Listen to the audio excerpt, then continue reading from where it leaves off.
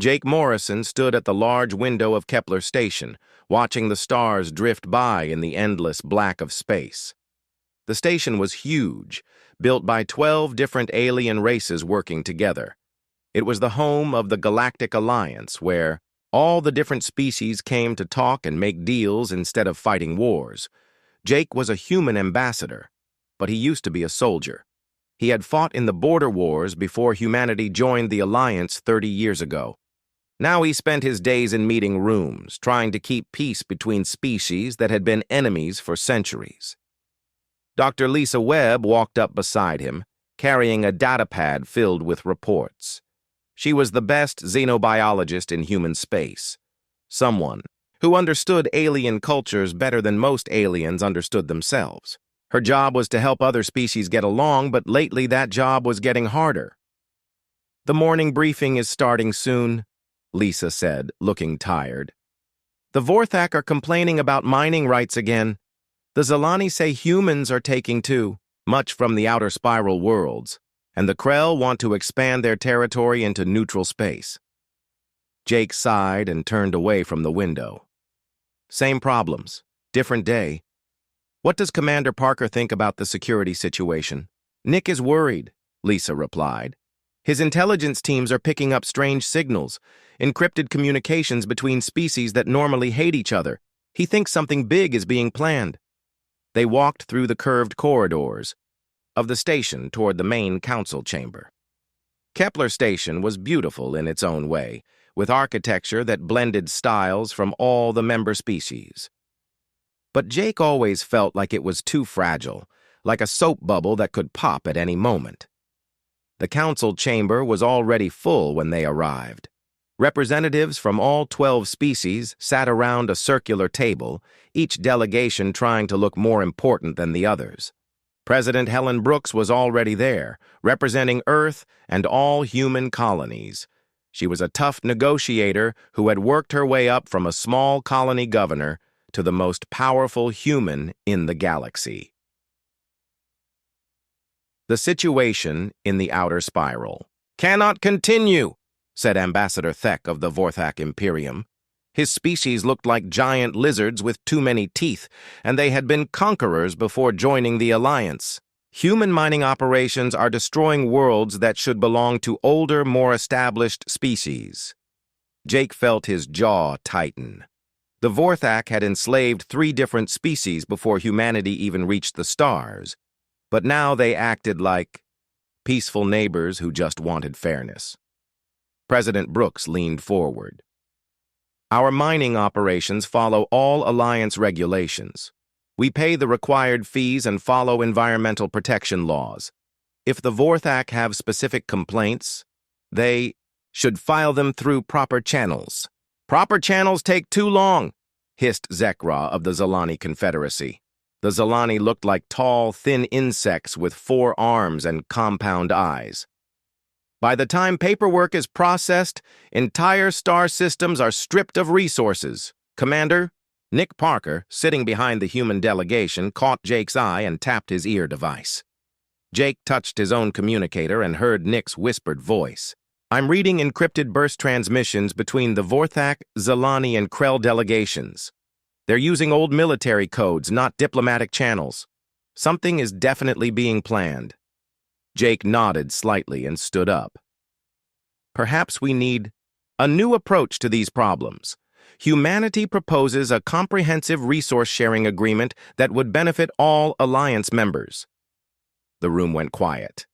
Even suggesting major changes to Alliance law was risky, but Jake could see that the current system was failing. "What kind of agreement?" asked President Brooks, though Jake could tell from her expression that she already knew what he was thinking. "A complete redistribution of mining rights in the outer spiral," Jake said. "Based on population, technological contribution, and historical claims. Every species gets a fair share, but no one gets everything they want." The alien delegates started talking at once, some angry and some excited. The Vorthak delegation looked furious, which made Jake think they had been planning to take the resources by force. Dr. Lisa Webb activated a holographic display showing the outer spiral region. Human scientists have developed new mining techniques that can extract resources without destroying planets. We're willing to share this technology with all Alliance members in exchange for fair distribution agreements." "This is unacceptable," growled Ambassador Thek. "Humans have been in space for less than a century. They cannot dictate terms to species, with thousands of years of history." "History of what?" Jake shot back. "History of conquering weaker species? History of strip mining worlds until they're dead rocks? Maybe it's time for new ideas." Commander Parker's voice came through Jake's earpiece again, more urgent this time. "Jake, I'm detecting massive fleet movements in neutral space. Ships from all three complaining species are heading toward the Haven system. They're supposed to be conducting separate training exercises, but the timing is too convenient." Jake felt ice in his stomach. Haven Prime was being discussed as the location for a major peace summit, a chance to settle all the territorial disputes peacefully. If hostile fleets were gathering there, it could only mean one thing. President Brooks must have been getting similar intelligence reports because she suddenly looked very serious. "Ambassador Morrison raises interesting points. Perhaps we should call for a formal peace summit to discuss these issues properly. Somewhere neutral where all parties can speak freely." "Haven Prime would be perfect," said Jake, watching the alien delegates carefully. "It's in neutral space, has excellent facilities, and symbolic value as a world where different species have lived together peacefully." The Vorthak, Zalani, and Krell delegates exchanged glances that Jake didn't like. They were too eager to agree to the summit location. "An excellent suggestion," said Ambassador Thek, showing too many teeth in what might have been a smile. "The Vorthak Imperium would be honored to attend such a summit." "The Zalani Confederacy agrees," added Zekra. "It is time to settle these disputes once and for all." The Krell delegate, a massive creature that looked like a walking mountain of rock and metal, simply nodded agreement. After the session ended, Jake, Lisa, Nick, and President Brooks met in a secure conference room. Nick activated anti-surveillance equipment before anyone spoke. "This smells like a trap," Nick said bluntly. "Three species that hate each other are suddenly cooperating, and they all want the summit in the same location where their fleets are gathering. Either they're planning something together or they're each planning to betray the others and us at the same time." President Brooks looked grim. "Our intelligence services on Earth have been tracking increased military production in all three of their territories. New ships, new weapons, expanded recruitment. If they're planning coordinated action against human space, a peace summit would be the perfect cover." "So we don't go," Lisa said. "We call off the summit and reinforce our border worlds. If we refuse the summit now, it looks like we're the ones who don't want peace," Jake replied. "The other Alliance species will blame us for the collapse of negotiations. We'll be isolated diplomatically." "Better isolated than dead," Nick muttered.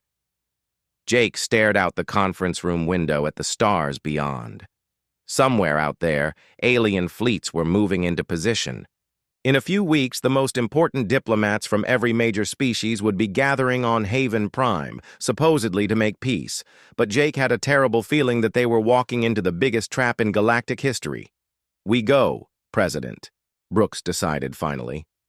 "But we go ready for anything. Alert Admiral Rodriguez to prepare escort fleets. And Nick, I want every intelligence asset we have watching those three species. If they're planning betrayal, I want to know about it before the first shot is fired." Jake nodded, but the ice in his stomach was getting colder. 30 years of peace was about to end, and he wasn't sure humanity was ready for what came next. Haven Prime was beautiful from space, a blue and green world with 3 small moons and peaceful cities scattered across its continents. Admiral Sam Rodriguez watched it grow larger through the bridge windows of his flagship as the human escort fleet approached the planet. Behind him, 12 other human warships followed in tight formation. "It's too quiet," said Captain Amy Chen, the intelligence officer standing beside him. "I've been monitoring communications all week, and something feels wrong.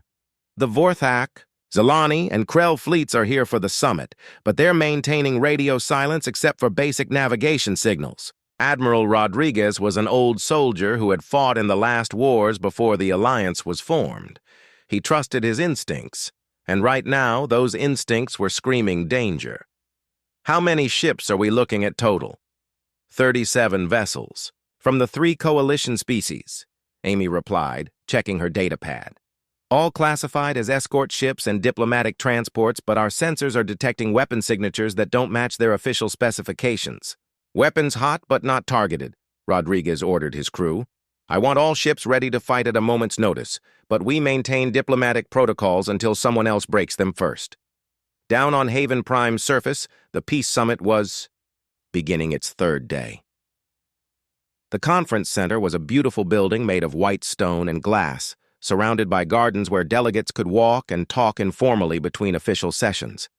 Jake Morrison had been dead for 2 days now, killed when coalition forces attacked the diplomatic convoy, but the other human delegates didn't know that yet. Ambassador Kate Miller was leading the human negotiation team in Jake's absence. She was younger than Jake had been, but just as committed to finding peaceful solutions to the galaxy's problems. She sat across from Ambassador Thek of the Vorthak, trying to work out details of the resource-sharing agreement. Your mining efficiency. Improvements are impressive, Thek admitted, his lizard-like features showing what might have been respect. If humanity is truly willing to share this technology, perhaps we can find common ground, Kate smiled, feeling hopeful for the first time in months. That's exactly what we want.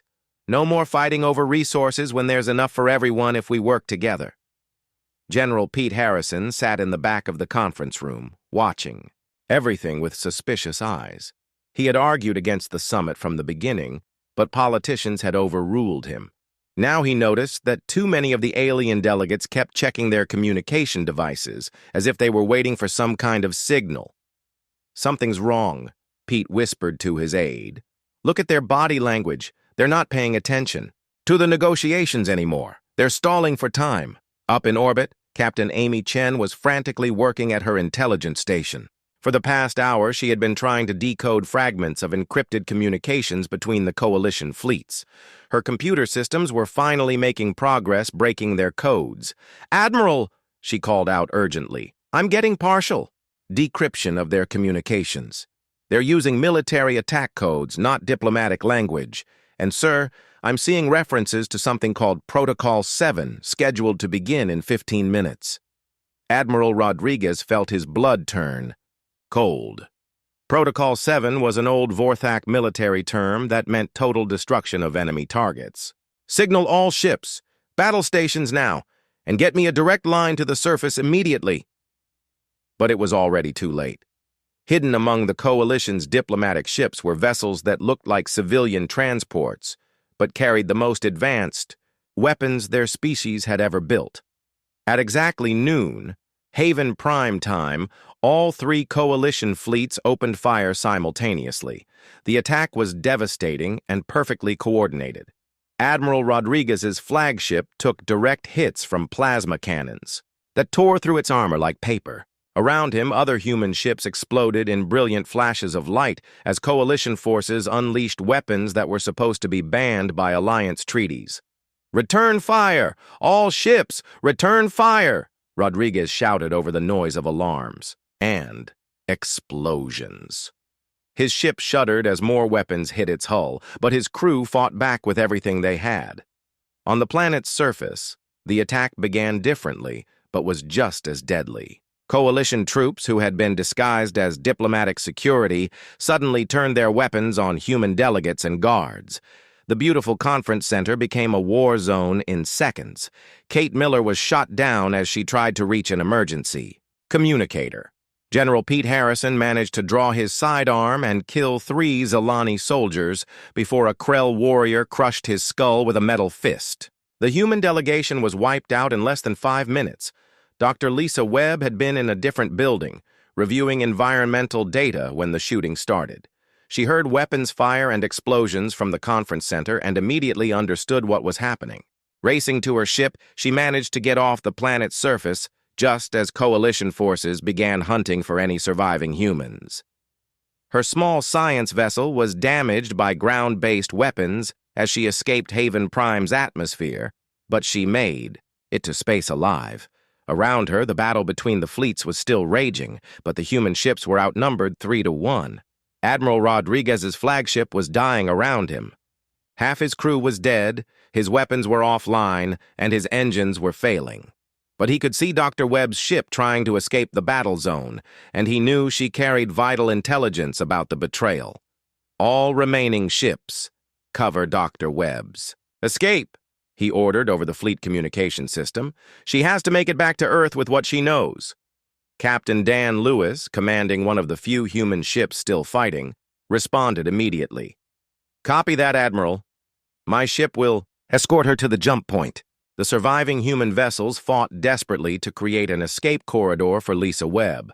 2 more ships were destroyed, buying her the time she needed to reach safe jump distance. But she made it. Her ship disappeared into hyperspace, carrying the terrible news back to Earth. Admiral Rodriguez watched her escape and felt a moment of satisfaction before a Vorthak missile finally broke his ship in half. The explosion lit up space like a small star, taking the Admiral and his remaining crew with it. Within 6 hours, the Coalition fleets had destroyed every human ship at Haven Prime. The planet's surface was occupied by Coalition ground forces, and all human civilians were either dead or in prison camps. The Peace Summit had become the biggest military disaster in human history, but Dr. Lisa Webb was already halfway back to Earth, and her communications equipment was sending encrypted messages ahead of her arrival. By the time the Coalition forces finished celebrating their victory, President Helen Brooks was already declaring a state of war and activating military protocols that had been secret for decades. The Coalition leaders had made one critical mistake. In their planning, they assumed that humanity's commitment to peace meant that humans were weak and unprepared for war. They thought that destroying one small fleet and some diplomats would break human morale and force a quick surrender. They were about to learn that humanity had been preparing for this possibility ever since joining the Alliance. The diplomatic course had been working for peace, but the military had been planning for war. And now that diplomacy was dead and their people had been murdered, humanity was about to show the galaxy what they were really capable of when the gloves came off. The message that Dr. Webb carried back to Earth was simple but terrible. The Alliance was dead. Their former allies had betrayed them, and humanity was now alone against enemies who had just declared total war. But the message she sent ahead was even simpler. Activate everything, hold nothing back, and show no mercy. The Coalition species thought they had won a great victory at Haven Prime. In reality, they had just awakened something that would haunt the galaxy for generations to come. 6 months after the betrayal at Haven Prime, Fleet Admiral Tony Clark stood in the command center buried 3 miles beneath the surface of Earth. Around him, hundreds of officers worked at control stations, monitoring the largest military buildup in human history. The room hummed with activity as humanity prepared to show the galaxy what they could do when diplomacy was no longer an option. Tony had been Jake Morrison's mentor and closest friend. When the news of Jake's death reached Earth, Tony had requested command of the military response. President Brooks had given him everything he asked for, including access to secret weapons projects that had been hidden from the Alliance for decades. "Status report," Tony said to Colonel Maya Torres, the leader of the elite Ghost Battalion Special Forces unit. Maya was small and quiet, but she was the most dangerous person Tony had ever met. Her soldiers could appear anywhere in the galaxy, without warning, and disappear just as quickly. "Phase 1 operations are complete," Maya replied, checking her tablet. "We've eliminated the Coalition leadership on 17 different worlds. Their military command structure is in chaos. Phase 2 begins tonight with simultaneous strikes on their fleet bases." Tony nodded and turned to Dr. Alex Grant, the weapons researcher who had spent 30 years developing humanity's secret arsenal.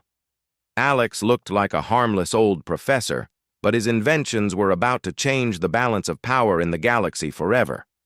The quantum disruption weapons are ready for field testing, Alex said with excitement in his voice. We've installed them on Captain Lewis's ship, the UHS Vengeance. One shot can destroy an entire enemy battle group by tearing apart the molecular bonds in their hull metal. What about production capacity? Tony asked. How fast can we build more ships and weapons? The hidden shipyards on Europa, Titan, and the asteroid belt have been running at full capacity since the day after Haven Prime, replied General Kate Wilson, the head of military logistics. We're launching 12 new warships every week. By the end of the year, we'll have the largest fleet in known space. Tony smiled grimly. For 30 years, while human diplomats had been working for peace, human engineers and scientists had been preparing for war. Hidden factories had been built throughout the solar system, disguised as civilian research stations and mining operations. Advanced weapons had been developed and tested in secret, waiting for the day when they might be needed. The coalition species had made a fatal error.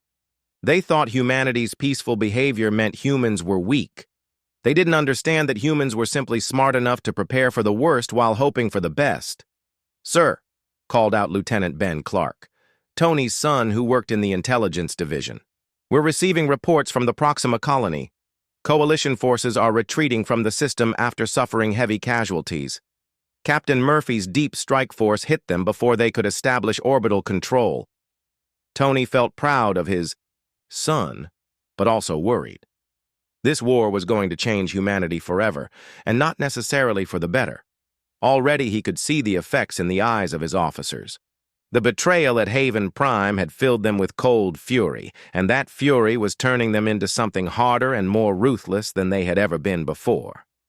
Captain Dan Lewis was commanding the UHS Vengeance in the Crimson Nebula, where a major Vorthak battle group had been hunting human civilian ships. Dan had been at Haven Prime when Admiral Rodriguez died, and he had been thinking about revenge every day since then. Target the lead battleship, Dan ordered his weapons officer. Full quantum disruption spread. I want that entire formation turned into scrap metal. The Vengeance was unlike any ship ever built. It looked sleek and deadly with weapon systems that no alien species had ever seen before. When Dan gave the order to fire, beams of pure energy lanced out and struck the Vorthak ships. The effect was spectacular and terrifying. The alien vessels simply came apart, their metal hulls dissolving into clouds of individual atoms. 12 massive warships were destroyed in less than 30 seconds, along with over 50,000 enemy soldiers. Jesus Christ, whispered the weapons officer. I didn't know our weapons could do that. Neither did they, Dan replied coldly. Send a message to any surviving ships. Tell them that this is what happens to species that betray humanity. Tell them to spread the word. Back on Earth, President Helen Brooks was meeting with representatives from the other Alliance species. These were the races that had stayed neutral when the Coalition attacked Haven Prime, and now they were terrified of what humanity might do to them. We had no knowledge of the planned attack, insisted Ambassador Vell of the Altarian Republic, a species that looked like tall, blue-skinned humans. The Altarians have always been friends to humanity. Friendship is proven by actions. Not words, Brooks replied. When our diplomats were being murdered, where were our friends? When our colonies were being attacked, who came to help us? The alien ambassadors looked uncomfortable. They had all chosen to stay neutral because they thought the coalition would win quickly, and they didn't want to anger the victors. Now they realized they had chosen the wrong side. What do you want from us? Asked Representative Cole of the Terran Mining Consortium, an alliance of smaller species that controlled several important trade routes. Complete support for human military operations, Brooks said without hesitation. Intelligence sharing, use of your territory for our fleet bases, and economic sanctions against any species that helps the coalition. In return, we'll protect your worlds and share our new technologies with you. And if we refuse? Asked Ambassador Vell. Brooks smiled, but it wasn't a friendly expression. Then you'll be treated as hostile, and you've seen what we do to hostile species. The threat was clear. Humanity was no longer asking for cooperation. They were demanding it. The galaxy's balance of power had shifted completely in just 6 months. Colonel Maya Torres and her Ghost Battalion were operating deep in Zalani space, striking targets that should have been impossible to reach. They moved like shadows, appearing inside heavily defended facilities and disappearing before enemy forces could respond. "Target eliminated," Maya reported over her encrypted communicator as she watched a Zalani munitions factory explode behind her. "Their weapons production capacity is down by 60%. Moving to the next objective." Her soldiers were the best humanity had ever produced, enhanced with technology that had been developed in secret for decades. They could fight in any environment, use any weapon, and complete missions that regular troops couldn't even attempt. But the Ghost Battalion wasn't just destroying military targets. They were also spreading fear and confusion throughout coalition space. Enemy soldiers were afraid to sleep, never knowing when human special forces might appear in their barracks. Coalition leaders were afraid to leave their bunkers because too many of their colleagues had already died from mysterious accidents. Dr. Sarah Blake, the military's psychological warfare specialist, was coordinating a campaign to break enemy morale from within. Her propaganda broadcasts were being transmitted on every communication frequency in coalition space. "People of the coalition worlds," her voice said over the airwaves. "Your leaders lied to you. They told you that humans were weak and easy to defeat. They promised you quick victory and rich rewards. Instead, they have brought death and destruction to your homes. How many of your sons and daughters have died for their lies? How many more will die before you realize that this war cannot be won?" The broadcasts were having their intended effect. Riots were breaking out on coalition worlds as civilians demanded an end to the war. Some coalition military units were refusing orders to attack human targets. The enemy's will to fight was cracking under the pressure of humanity's relentless assault. Fleet Admiral Tony Clark received reports from all across human space and enemy territory. Everywhere he looked, human forces were winning. The coalition's sneak attack had been their only advantage, and once that was gone, their technological and tactical inferiority became obvious. "Sir," said Commander Julie Ross, his chief tactical officer, "intelligence reports that the Krell Dominion is requesting peace negotiations. They want to withdraw from the coalition and sign a separate treaty with us." "No negotiations," Tony replied immediately.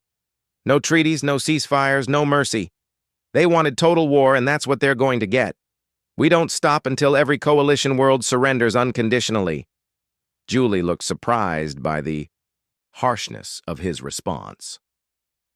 "Sir, if we could split the coalition by accepting the Krell offer—" "The coalition split us apart by murdering our diplomats under a flag of truce," Tony interrupted. "They made their choice at Haven Prime. Now they live with the consequences." Tony knew he was becoming harder and more ruthless with each passing day. The gentle humanity that had tried to make peace with alien species was dying, replaced by something that cared only about victory and revenge. Maybe that was necessary for survival, but he wondered what would be left of human civilization when the war was over. Looking at the tactical displays showing human fleets advancing on all fronts, Tony made a silent promise to his dead friend, Jake Morrison. The species that had betrayed humanity's trust would pay for their crimes, every single one of them. Captain Rick Murphy stood on the bridge of the UHS Retribution, watching 3 enemy homeworlds burn on his tactical display. The simultaneous attack on Vorthak Prime, Zalani Central, and Krell Homeland had begun 6 hours ago, and already the coalition's resistance was crumbling. "Status report on all 3 fronts," Rick ordered his communications officer. Around him, his crew worked with cold efficiency. They had been fighting this war for 8 months now, and mercy was no longer part of their vocabulary. "Vorthak Prime has surrendered," reported Lieutenant Amy Foster. "Their planetary defense grid was destroyed in the first hour. Admiral Clark is accepting their unconditional surrender as we speak. Zalani Central is still fighting, but their Orbital stations are offline, added Ensign Carol Hayes. Major Clark's ground forces have captured their capital city. Resistance is scattered and disorganized. Krell homeland is the most heavily defended, but our ghost fleets are tearing apart. Their formations, said Commander Julie Ross from her tactical station. They're using some kind of desperation tactic, throwing everything they have at our advanced ships, but they can't touch the AI-controlled vessels. Rick nodded with satisfaction. The Ghost Fleet tactic had been Julie's idea, using artificial intelligence to control unmanned warships that could fight with perfect coordination and no fear of death. Enemy forces couldn't predict their movements because the AI made decisions faster than any biological brain could process. On Vorthak Prime, Fleet Admiral Tony Clark was standing in the ruins of their planetary capital, accepting the surrender of Ambassador Thek, the same lizard-like alien who had helped plan the betrayal at Haven Prime. "You have destroyed our civilization," Thek said, his voice filled with defeat. "Our cities are in ruins. Our fleets are gone. Our people are starving. What more do you want from us? I want you to remember this moment for the rest of your species' existence," Tony replied coldly. "I want you to remember that humanity offered you peace, and you chose war. Every dead Vorthak, every ruined city, every starving child is the result of that choice." Tony felt no satisfaction in the alien's surrender. The fury that had driven him for months was still burning, but it was mixed now with something darker. He was becoming someone he didn't recognize, someone who could watch an entire civilization fall and feel nothing but cold justice. Major Ben Clark, Tony's son, was leading ground assault forces through the underground cities of Zalani Central. The insect-like aliens had built their homes in vast tunnel networks beneath the planet's surface, thinking they would be safe from orbital bombardment. They were wrong. "Sector 7 is secured," Ben reported over his radio. "We've captured their military command center and their government council, requesting permission to begin deportation procedures." "Granted," came the reply from Orbital Command. "All Zalani military personnel are to be transported to prison camps. Civilian population will be relocated to designated zones under human supervision." Ben's soldiers moved through the tunnels with practiced efficiency. They had done this on dozens of worlds now, breaking enemy resistance and establishing human control. The aliens they captured would be treated according to the rules of war, but those rules had been written by humans who no longer believed in showing weakness to their enemies. Dr. Sarah Blake was coordinating the psychological warfare campaign from a command ship in orbit around Krell homeland. Her broadcasts were being transmitted directly into the rock-like aliens' communication networks, designed to break their will to fight. "Warriors of the Krell Dominion," her amplified voice echoed through their cities. "Look around you. See what your leader's betrayal has brought to your people. Your fleets are destroyed. Your allies have surrendered. Your homeworld is surrounded by forces you cannot defeat. Every moment you continue to fight, more of your people die for a cause that was lost the day you attacked Haven Prime." The psychological warfare was working even better than Sarah had hoped. Krell society was based on honor and strength, but there was no honor in a hopeless fight, and their strength had been proven inadequate against human technology. Entire Krell military units were laying down their weapons rather than die in futile gestures. Commander Julie Ross was studying the tactical situation from her position aboard the UHS Vengeance. Her Ghost Fleet strategy had revolutionized space combat, giving humanity an overwhelming advantage against any enemy force. But she was already thinking about what came after the coalition was defeated. "Captain Lewis," she said to Dan Lewis, who was commanding the Vengeance, "what happens when we've conquered every hostile world? What happens when there's no one left to fight?" Dan considered the question while watching Krell ships explode on his view screen. "I guess we make sure no one ever betrays humanity again. We build an empire strong enough that no alien species will dare to threaten us." Julie wasn't sure she liked that answer, but she couldn't argue with its logic. Humanity had tried being peaceful, and that had led to massacre and betrayal. Maybe the only way to ensure safety was to make sure everyone else was too afraid to attack them. On Earth, President Helen Brooks was meeting with her cabinet to discuss the post-war galaxy. The Coalition's defeat was now certain, but that created new problems that needed to be solved. "We control or influence over 60% of known space," reported General Kate Wilson. "Our fleets are the most advanced in the galaxy. Our technology is decades ahead of everyone else's, and our military production capacity exceeds all other species combined." "What about the neutral species?" Brooks asked. "The ones who didn't help the Coalition but didn't help us either." "They're requesting protection agreements," replied Secretary of State Mark Davis. "They want to be part of our sphere of influence in exchange for trade agreements and technology sharing. They're scared of what might happen if they stay independent." Brooks understood their fear.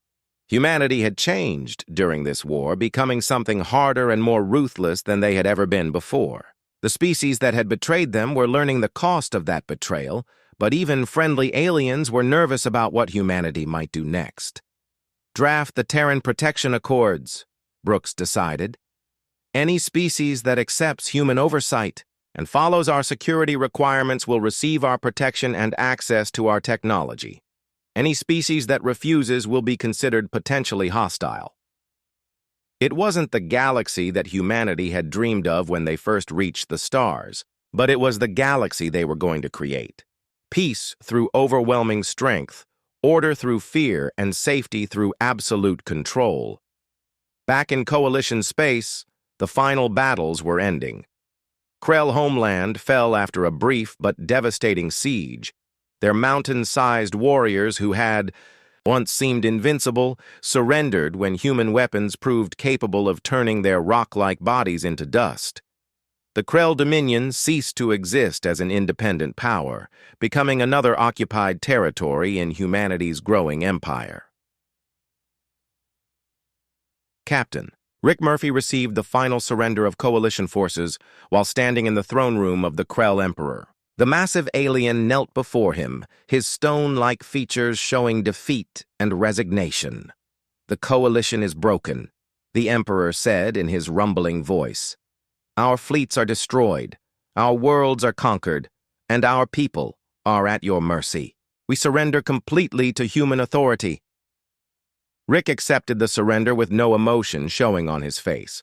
Around him, human soldiers stood guard while automated systems recorded every word for the historical archives. This moment marked the end of the greatest war in galactic history and the beginning of a new age of human dominance.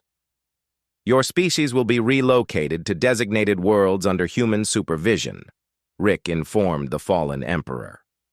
"Your technology will be studied and integrated into human systems. Your people will work to rebuild what this war destroyed. And if any of you ever raise weapons against humanity again, we will finish what we started here." The Emperor nodded his massive head in acceptance. He had gambled everything on a surprise attack that should have broken human power forever.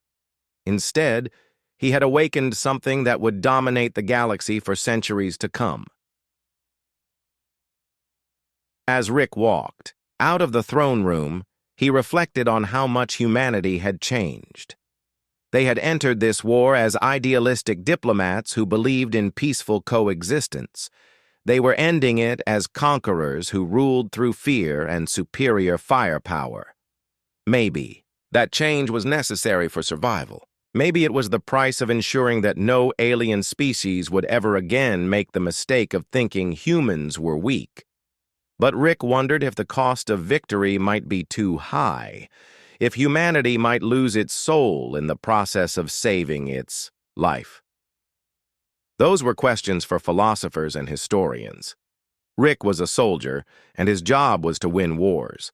The Coalition was defeated, their homeworlds were occupied, and humanity's enemies were crushed. Mission accomplished.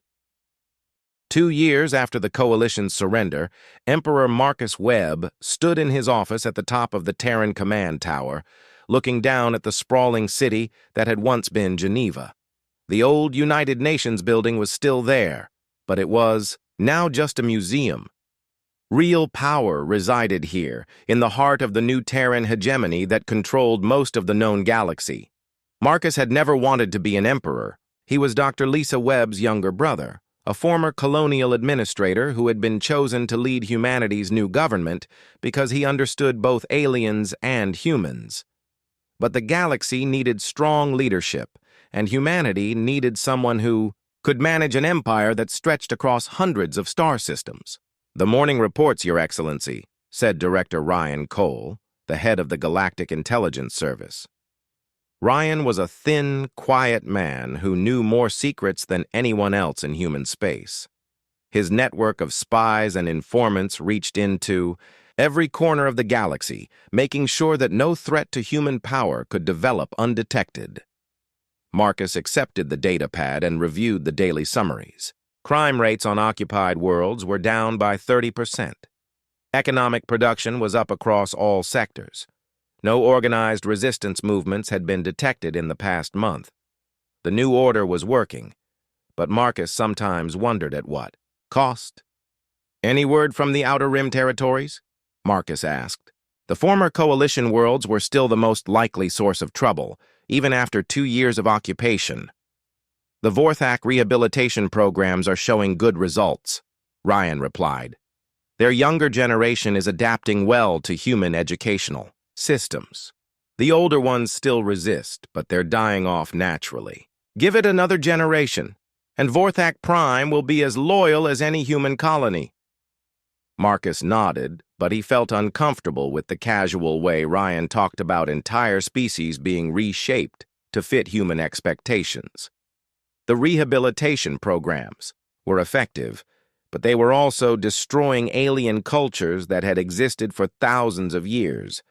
Grand Admiral Tony Clark entered the office without being announced, a privilege that came with being the supreme commander of all human military forces. Tony looked older than his years, his face marked by the weight of decisions that had changed the galaxy forever.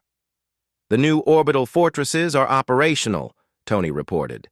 "Every major world now has at least one defense station capable of destroying any attacking fleet. No one can threaten human space without us knowing about it weeks in advance." "Good," Marcus replied.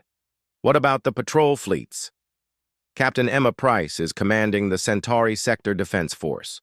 She's been running training exercises with ships from our allied species. They're learning to fight alongside human forces, but they're also learning that they can't fight without us." That was the key to the new order, Marcus knew. Human technology was so far advanced that no other species could maintain modern military forces without human support. They were all dependent on humanity for everything from weapon systems to navigation computers. "Your Excellency," said a young aide who had entered the office quietly, "the monthly council meeting is scheduled to begin in 10 minutes. Representatives from all the Protectorate worlds are waiting." Marcus sighed and straightened his formal robes. The monthly council meetings were a reminder of how much the galaxy had changed. Instead of equals meeting to discuss mutual concerns, it was now a gathering where lesser species came to receive orders from their human overlords. The council chamber was the same room where the old alliance had once met, but everything else was different. Human representatives sat at the high table, while aliens sat in lower chairs arranged in a circle around them. The symbolism was clear. Humanity was in charge, and everyone else was there to listen and obey. "The Altarian Republic requests permission to expand their mining operations in the Beta sector," said Ambassador Vell, the blue-skinned alien who had once been a neutral observer. Now he was a loyal servant of the hegemony, grateful for human protection and terrified of losing it. "Granted," Marcus replied after checking his notes. "But remember that 20% of all extracted resources must be delivered to human industrial worlds as payment for security services." "Of course, Your Excellency. The Altarians are honored to contribute to the hegemony's strength."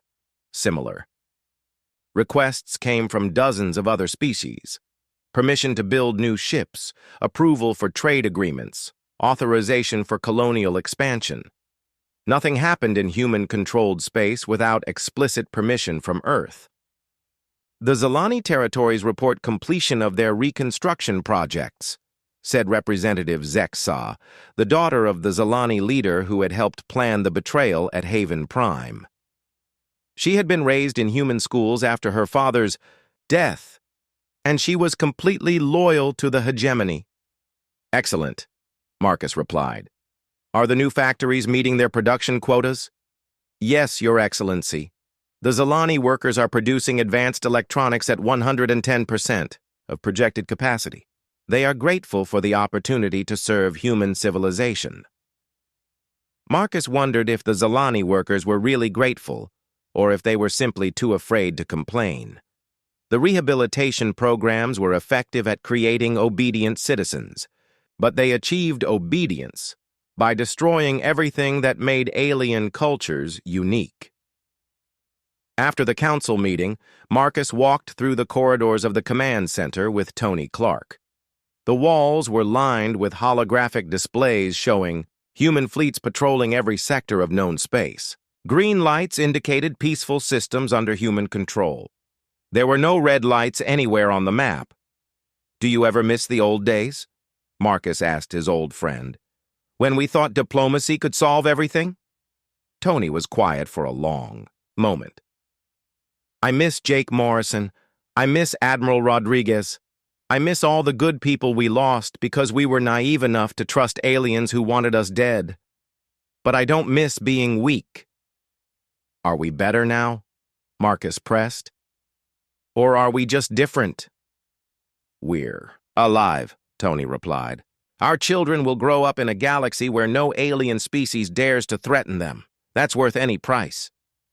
Captain Emma Price was commanding the defense station orbiting New Terra, humanity's first colony world beyond the solar system.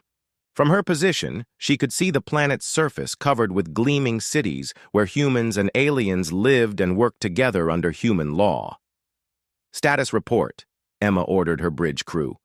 Around her, officers monitored sensors that could detect hostile activity across dozens of star systems. All sectors reporting normal activity, said Lieutenant Paul Green.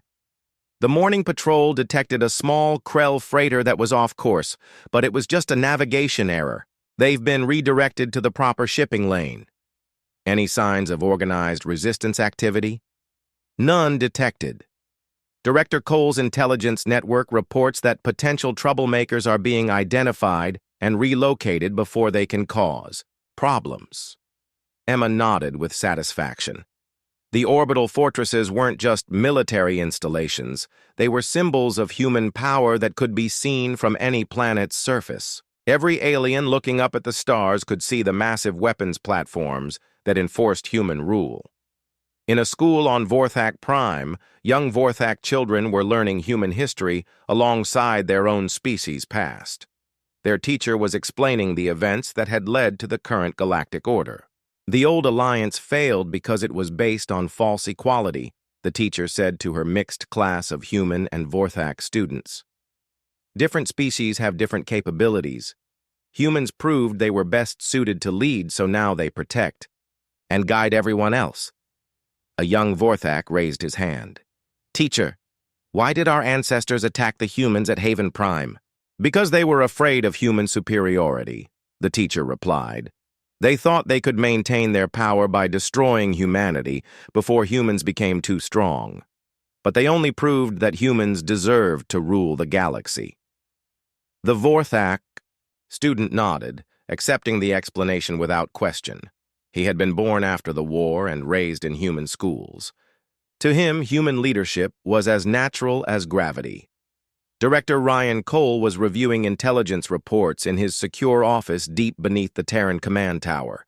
His agents reported from every corner of known space, monitoring potential threats, before they could develop into real problems. Sir, said Agent Lisa Park, one of his senior operatives, we've detected some unusual communication patterns in the outer spiral. It might be nothing, but there are signs that some independent traders are sharing information about human fleet movements. Investigate quietly, Ryan ordered. If it's just curiosity, leave them alone. If it's intelligence gathering for potential enemies, eliminate the problem. Understood, sir. What about the philosophical movement on Alpha Centauri? The group that's questioning whether human dominance is morally justified? Ryan considered the question. Monitor them closely, but don't act unless they try to spread their ideas off-world. People are allowed to think whatever they want, as long as they don't threaten the stability of the hegemony.